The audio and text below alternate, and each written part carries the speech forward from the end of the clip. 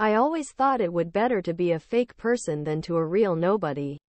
Matt Damon, the lead role of the 1999 Oscar-winning talented Mr. Ripley, says so. This sentence would be an appropriate political book for New York Republican George Santos, who, following a harsh report from the House of Representatives Ethics Committee, is in danger of being expelled from Congress soon. He showed insurgent evidence that the laws were broken. Santos, 35, also faces federal charges in his home state, including a 23-point indictment conspiracy, electronic falsehoods, falsification of records, gross identity theft and credit card. If found guilty, he will likely serve years in prison.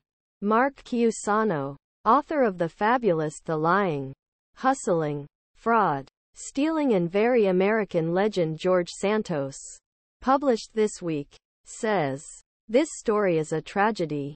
O is clearly very ambitious, someone who wants to live a life full, some kind of rich life. Fame and notoriety. In fact is trying to get a version the American dream that many people have been searching for over the years. What's surprising is realized very early couldn't get there. Couldn't make tons of money on Wall Street. Wouldn't be as famous as the Real Housewives. For example, he decides go a different route due to difficulty and toughness of usual road leading American dream.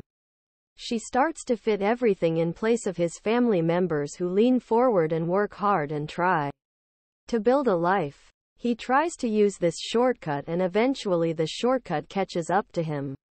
And this is a real tragedy. He has no one to blame but himself.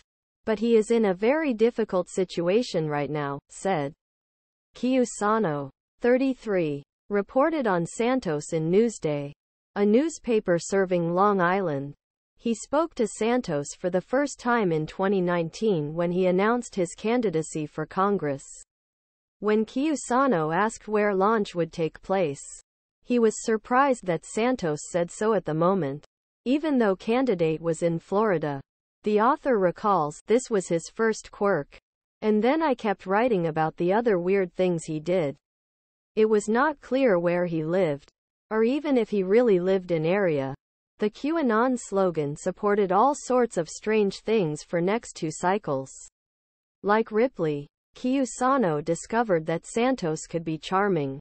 "One of the things I spoke of and said to almost everyone who knew him was that he was very charismatic.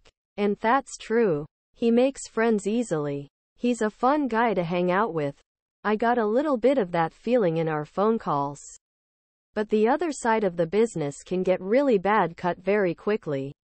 Which he certainly did his financial victims and to a lesser extent with me. He started be even more critical. And I am angry. And I am sure that when the book comes out, more than that will come. Santos did not collaborate on the book. That hectic, crooked lifestyle. Santos lost the election in 2020 against an incumbent candidate by more than 12 points. But 2 years later incumbent went. The rester.